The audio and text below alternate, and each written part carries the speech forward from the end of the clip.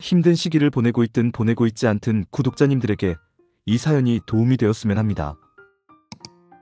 10억을 카지노에 태운 남자, 아직 살아있습니다. 20대 초반, 나는 미국 유학 중이었다. 아직 세상 물정 모르던 시절이었다. 그때 하숙하던 집 주인이자 학교 선배의 삼촌이라는 분이 어느 날 갑자기 나에게 말했다. 운전 좀 해줄래? 그렇게 따라간 곳이 바로 카지노였다.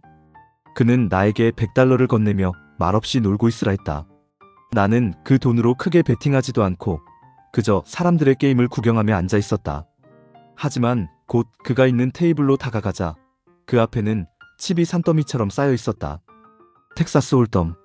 그의 손에는 포켓 6이 들려 있었고 플랍에는 하트가 3장, 그중 하나는 또 다른 6이었다. 그는 올인을 외쳤고 모두가 욕하며 죽어나갔다. 결과는 $1,500의 수익. 내가 물었다. 트리플인데 굳이 올인을 할 필요가 있나요? 그는 대답했다. 어중간하게 지르면 하트 들고 있는 놈 들어온다. 그땐 멋있어 보였다. 전략 같았고 계산 같았다. 하지만 시간이 지난 지금 그 말이 얼마나 위험한 착각이었는지 안다. 도박꾼은 늘 자기만의 논리 속에 빠져 산다. 현실보다 허상을 믿고 냉정보다 감정에 휘둘린다.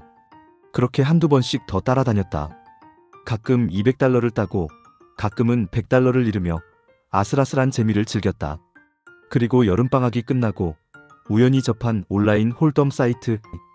하룻밤 꼬박 새며 게임을 하다 보니 모아둔 $2,000가 사라졌다. 20대 초반, 어린 내게 250만 원은 큰 돈이었다. 충격이었다. 울고 화내고 자책했다. 그러다 마음속으로 이렇게 되뇌었다. 이건 인터넷이니까 진 게임이지. 실전은 다를 거야. 그 다음날 수업도 빠지고 밤샘한 채로 카지노로 향했다. 온갖 징크스를 만들어 중얼거리며 선글라스를 끼고 기세 좋게 들어갔다. 결과는 참담했다. 아버지가 급할 때 쓰라고 주신 신용카드에서 $5,000를 모두 인출해 날려버렸다. $500씩 10번을 ATM에서 뽑았다. 기계 앞에 서 있는 내 모습은 처량하고 어리석기만 했다. 집에서는 카드에서 계속 돈이 빠져나간다며 전화를 걸어왔다. 난 거짓말을 했다. 학비 내느라 뽑았어요. 아버지는 잠시 침묵하다가 단 3마디. 알겠다. 아무 의심도 추궁도 없었다. 그 믿음이 지금 돌아보면 더 아팠다. 믿음을 저버렸다는 그 죄책감이. 하지만 거기서 멈추지 않았다. 학비로 남아있던 $5,000도 모두 카지노에 바쳤다.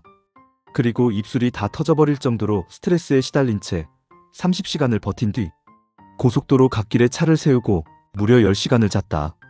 그렇게 만신창이로 돌아온 나를 하숙집 삼촌은 기다리고 있었다. 금액을 물었고 난 $2,000라고 둘러댔다. 그가 말했다. 2,000이라니 한 5,000은 날렸겠구먼. 난 사실대로 말했다. 만불이었다고. 그는 조용히 자신의 과거를 꺼냈다. 젊은 시절 카지노에 빠져 수만 불을 날리고 네바다의 산속에서 고립된 일들. 그 삶을 딛고 지금은 사업을 일구고 있다고. 그리고 나에게 말했다. 지금 배웠으면 된 거야. 인생 망치는데 15년 걸린 나보다 훨씬 낫지. 그리고 $10,000가 적힌 수표를 내밀었다. 학비를 내고 주말에 일해서 조금씩 갚으라고. 난 그 선의에 무너져 울었다. 쓰레기 같던 내 실수를 아무 일도 없던 것처럼 덮어준 그 손길에. 하지만 중독은 쉽게 사라지지 않았다. 다시 도박에 손을 댔다. $2,000가 $10,000로 불어났을 때의 기억은 자신감이 되어 나를 계속해서 끌고 갔다. 더 이상 $5,000는 큰 돈이 아니었다. 1학기가 끝나기도 전에 나는 폐인이 되어 있었다. 수업은 펑크 났고 방 안에서 꼼짝도 하지 않았다. 그때 선배 형님이 말했다. 학교 그만두고 같이 공사일이나 배우자. 너한테 딱 맞을 거다. 나는 그 말에 따랐다.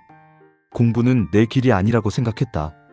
무작정 시다바리로 공사 현장에 나가며 다시 벌기 시작했다. 하루하루 고되고 더럽고 위험했지만 어쨌든 땀을 흘린 돈이었다. 9개월 후 삼촌은 팀 하나를 맡아보라고 제안했다. 난 아버지께 긴 메일을 보냈다. 학교를 자퇴했고 사업을 시작하려 한다고. 당연히 아버지는 충격을 받으셨다. 졸업을 앞둔 줄로만 알았던 아들이 1년 전에 학교를 그만뒀다는 소식에. 하지만 수차례의 연락 끝에 결국 트럭과 장비 구입비 1억 원을 지원해 주셨다.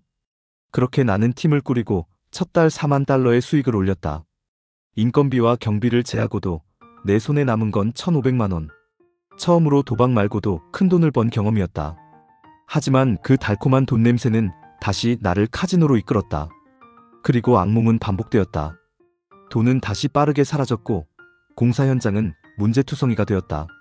지붕은 새고 외벽은 무너지고 클레임은 쌓여갔다. 인부들 임금이 2달 밀리고 자재 대금도 감당하지 못했다. 겁에 질린 나는 밤마다 도망칠 준비를 한 채 소파에서 잠들었다. 결국 트럭과 장비를 처분해 겨우 빚을 갚았지만 멕시칸들 임금은 끝내 다 갚지 못했다. 지금도 생각하면 그들이 불법 체류자든 아니든 일한 대가를 못 준 나는 정말 쓰레기였다. 그 후에도 나는 또다시 부모님께 전화했다. 마지막이라며 단 한 번만 더 도와달라며. 아버지는 이번에도 믿어주셨고 나는 받은 돈으로 트럭을 사기 위해 보증금을 걸었다. 그런데 남은 2만 달러는 또다시 카지노로 향했다. 하이리미트 테이블에서 첫 핸드에 2만 달러를 베팅하고 모든 것을 잃었다. 딜러는 4번 연속 블랙잭. 난 제정신이 아니었고 결국 경호원에게 끌려 카지노에서 쫓겨났다. 보증금으로 사려고 했던 트럭은 받지 못했고 살던 콘도, 월세도 밀려 물건들을 모두 버리고 떠나야 했다. 믿음을 잃은 선배 형은 더 이상 나를 받아주지 않았다. 완전히 바닥이었다. 그래도 트럭 하나는 남았고 이 트럭 하나로 LA에 가서 다시 시작해보자고 다짐했다. 여자친구는 이미 LA에 자리를 잡았고 우리는 함께 살 희망을 품었다. 트럭에 콤프로스트와 우유만 싣고 6박 7일 동안 차에서 노숙하며 LA로 향했다. 차 안에서 자고 쇼핑몰 화장실에서 씻고 혼자 밥을 먹으며 그 끝없는 도로를 달렸다. 그 시간 동안 울고 웃고 후회하고 다시 다짐했다. 그리고 마침내 LA에 도착했다. 하지만 아무 일도 풀리지 않았다.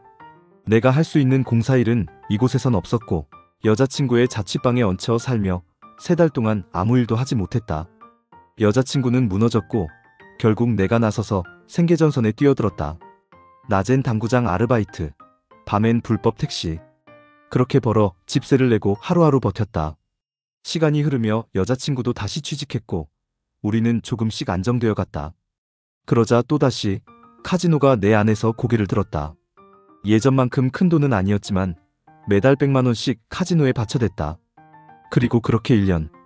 우리는 지쳤고 나는 더 이상 그녀를 옆에 두면 안 되겠다는 생각에 한국행을 선택했다. LA 공항에서 그녀에게 말했다. 슬퍼지기 전에 뒤돌아서 가자. 그녀는 눈물로 나를 배웅했고 나는 그녀를 뒤로 한 채 비행기에 올랐다. 한국에 돌아와 부모님은 아무 말도 하지 않으셨다. 단지 한 달간 아무것도 하지 말고 쉬라고 하셨다. 하지만 난 그녀와의 약속을 지키기 위해 무작정 일을 구했다. 다행히 영어 실력을 인정받아 한 중견기업 해외 영업팀에 취직했다. 대졸이 아닌 내가 그 자리에 들어간 건 기적이었다. 그리고 유럽지사로 파견되어 밤낮 없이 일했다. 결국 성과를 인정받아 책임자 자리에 오르게 되었고 1억 원을 모았다. 내 힘으로 처음 만든 성취였다. 하지만 거기까지였다. 유럽에서도 카지노를 발견한 나는 다시 모든 것을 잃었다. 그리고 또다시 아버지께 투자 명목으로 돈을 받아냈다. 이제는 스스로도 혐오스럽다. 오늘 아침 마지막 8,000유로를 잃고 새벽 5시에 카지노를 나왔다. 여긴 오전 10시 반. 지금 이 글을 쓰며 울고 괴로워하고 있다. 아무도 모르게 누구에게도 털어놓지 못했던 내 이야기를 이렇게나마 풀어놓는다. 너무 외롭고 너무 괴롭다. 누군가 이 글을 끝까지 읽었다면 제발 한마디만이라도 해주길 바란다. 당신은 혼자가 아니라고. 영상을 보시고 도움이 되셨다면 구독, 좋아요 눌러주시고 다양한 의견 남겨주세요.